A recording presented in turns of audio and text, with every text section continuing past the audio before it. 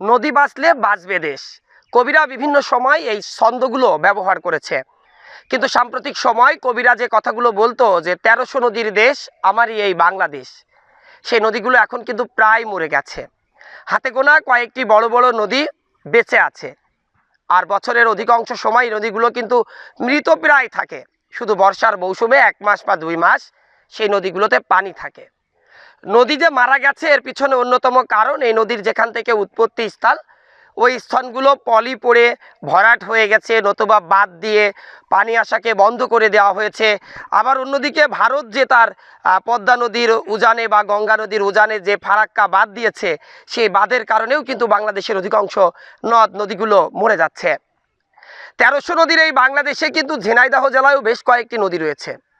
এর মধ্যে শৈলকুপা উপজেলায় 4টি নদী রয়েছে: গড়াই নদী, কুমার নদ, এর বাইরে কালী নদী এবং আরও একটি ডাকুয়া নদী। এই 4টি নদীর মধ্যে অলরেডি ডাকুয়া এবং কালী মারা গেছে, অর্থাৎ পানি নেই, পানি শূন্য ওই নদীতে। এখন বিস্তীর্ণ ভূমিতে চাষ হচ্ছে ধান বা অন্যান্য ফসল। আমরা এখন দাঁড়িয়ে আছি কুমার নদের পাড়ে। এই কুমার নদের একেবারে আমি যদি বলতে চাই যে শৈলকুপা উপজেলার যে স্থান থেকে শুরু, সেখান থেকে শুরু করে মাগুরা পর্যন্ত সব স্থানেই কম বেশি পানি আছে। এই নদীটি যদি পূর্ণ খনন করা যায়, অর্থাৎ এই নদীর যদি গভীরতা বৃদ্ধি করা যায়, তাহলে এই নদীটি কিন্তু আবার আগের মতো যৌবন ফিরে পাবে।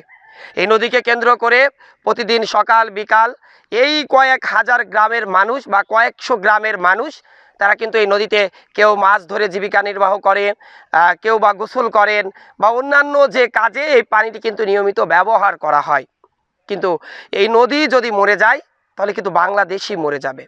কারণ এই যে বিভিন্ন সময় আমরা স্লোগান শুনি যে একটাই নদী, নদী বাঁচলে বাঁচবে দেশ।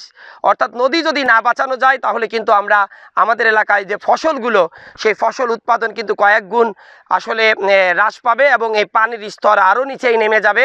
সব মিলে এই এলাকার পানি, টিউবওয়েলগুলোতে কিন্তু এখন আর পানি পাওয়া যাচ্ছে না। শত শত টিউবওয়েল কিন্তু এখন পানি শূন্য হয়ে পড়েছে, পানির লেয়ার দিন দিন নিচেই নেমে যাচ্ছে। সব মিলে বলতে চাই, সংশ্লিষ্ট কর্মকর্তা কর্মচারী যারা আছেন, তারা যদি এই নদীগুলো বাঁচানোর জন্য চেষ্টা করেন বা এই নদীগুলো পূর্ণ খননের জন্য চেষ্টা করেন, তাহলে হয়তো এই নদীগুলো পূর্ণ খনন করে আবার জীবিত করা সম্ভব।